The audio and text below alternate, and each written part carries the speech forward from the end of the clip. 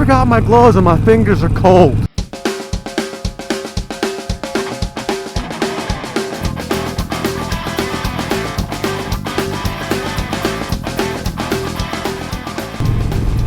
Alright, welcome to the Lone Wolfer Garage Motovlog. As you can see, I am on my girl Michelle right now.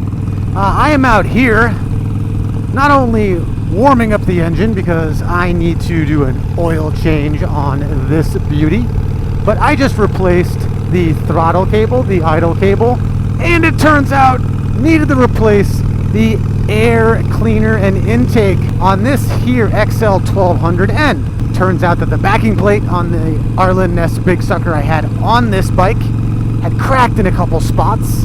So using JB Weld on the backing plate of this Arlen Ness Big sucker where it cracked didn't work at all. So I just bought a new one. This one's 10, 11 years old. So I think it definitely has earned a retirement.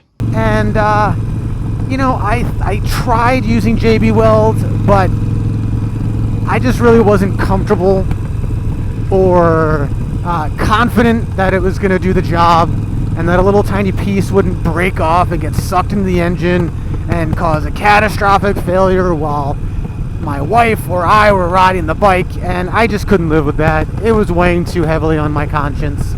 So I went and bought a new Arlen Ness Big sucker, and it turns out the backing plate is like 2, if not 3 times as thick on the new ones. The new backing plate is substantially thicker.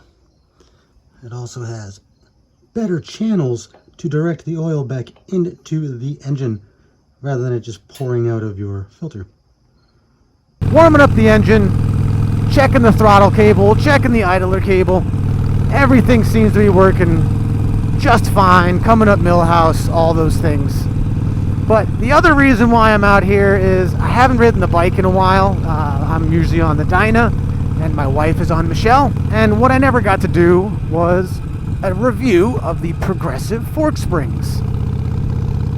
I think it's time. It's going to be real quick because it's night and day. It is such a different front end on this motorcycle now. Oh, hey, Cows. You look so cute.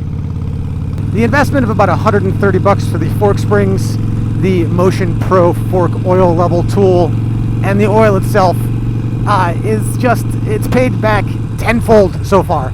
Just the front end is so much nicer on this bike. It's kind of amazing how shitty the springs are in general that Harley puts in these things. But ones that had 83,000 miles or 82,000 miles on them were just crap. Absolute crap. When I pull on the front brakes, doesn't dive like crazy. When you come into a turn, it doesn't just get squishy. I'm not worried about the tire losing traction. You know, that whole kind of thing that happens sometimes because the oil level isn't right and the springs suck and blah blah blah, all those kinds of stuff that's happening inside of there. The progressive fork springs are infinitely better than the Harley Davidson OEM springs in a Sportster. Whether or not that's true for the Dynas, the Softails, the touring bikes, whatever they're putting in there, don't know. But for these Sportsters, invest the $130 to get the new fork springs. Honestly, do the whole package, about $400, whole new suspension on your Sportster. It is a completely different bike. My install video isn't perfect. You might not have all the tools I have, but I give some other options on how to change them. Using a turkey baster, using a ruler to actually like just measure from the top of the fork tube down to the oil level. You know, using a couple 2x4s to actually jack the front end up. You don't have to have everything to get it done. Is it good to have, you know, a scissor jack and the Motion Pro fork oil level tool? Yes, it's kind of awesome. Made it so much easier, made it so much quicker. I think that they're worthy investments, especially the scissor jack. $50-$60 for a scissor jack just to have in your garage or keep in your car if you don't have, you know, a garage space or in a, you know, closet somewhere, just to have so you can get the front end of your bike up or the rear end of your bike up if you need to. Hell, if you got room for an actual motorcycle lift of any type, awesome, cool, do that. But if not, get a scissor jack. But yeah, so final thoughts on these here progressive fork springs for Sportsters. Install was easy. Benefits are just amazing. Just amazing.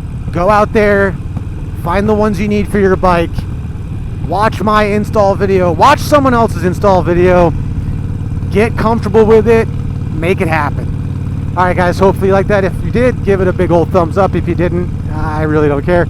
And if you have not subscribed and you want to follow along with my tips, tricks, stories, random adventures, you know, not only on the Sportster but on the Dyna, sometimes on the Suzuki, hit that subscribe button. Hell, hit the bell. Be notified when I put something new up. That'd be new for me. I don't think anybody has that for me. Anyway, hope you're having a great summer. Rock on!